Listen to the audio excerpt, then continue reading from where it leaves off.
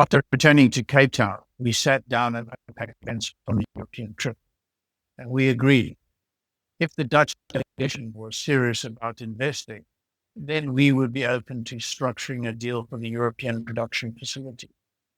A few days later, the follow-up call happened as promised. With Mills Clement, Mastervet, and Basvit, they told us Peter Schoen had decided not to invest, but the others were still there.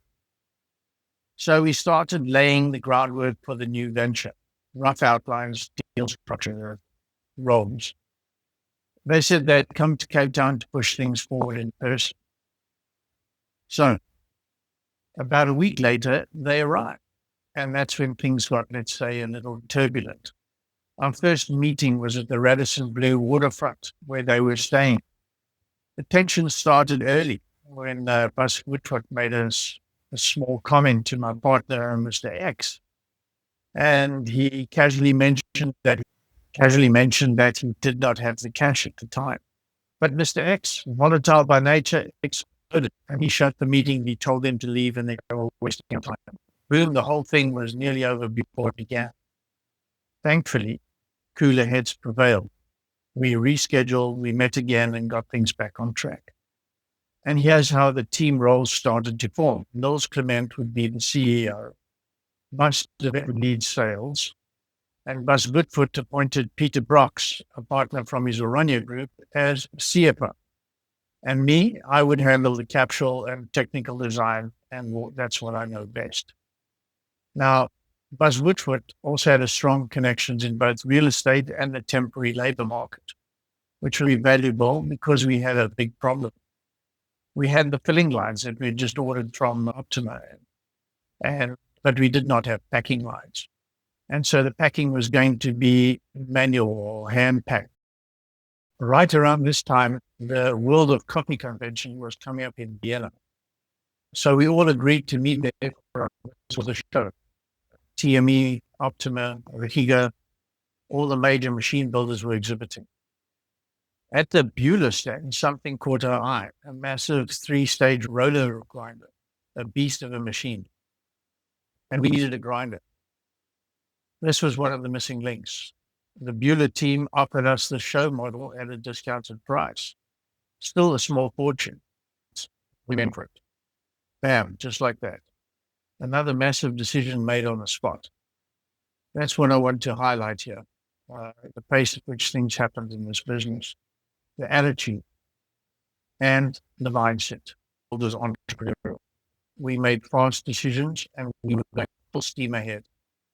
But it didn't quite turn out how we hoped. I'll cover that in another episode. Back in Cape Town, Mr. X calls a meeting with me. He wants to talk about the investments in Eurocaps. Next time is a bit about the investor confrontation, the first one. So this was the deal dilemma. As I mentioned in a previous episode, I'd already given up 50% of the company to secure the capital needed for the Cape Town business. That capital was split between working capital and equipment. The original plan was to manufacture in Cape Town and sell globally, including Europe. But now a different plan was taking shape. With the formation of Eurocaps, we couldn't have two businesses competing for the same customers. That would have been a disaster. So now I was facing a dilemma. How do we move forward without stepping on our own toes? But it wasn't just a strategy issue. It was also a funding issue. The capital required for Cape Town was substantial, but the capital needed for Eurocaps was at a completely different level. We were also talking about some serious money now. And here's the kicker. If I wanted to keep a meaningful share in Eurocaps, I'd have to invest again. But I couldn't. I had already poured everything into starting the Cape Town business. I had taken the hits, survived the sabotage with Nespresso's capsule changes, and I was already stretched. And now, this new venture needed more capital, guaranteed cash flow, and the looming risk of dilution. I knew I wasn't in a strong position, and worse, it didn't feel fair. I was the one business. I had developed the capsule. I had the early customers.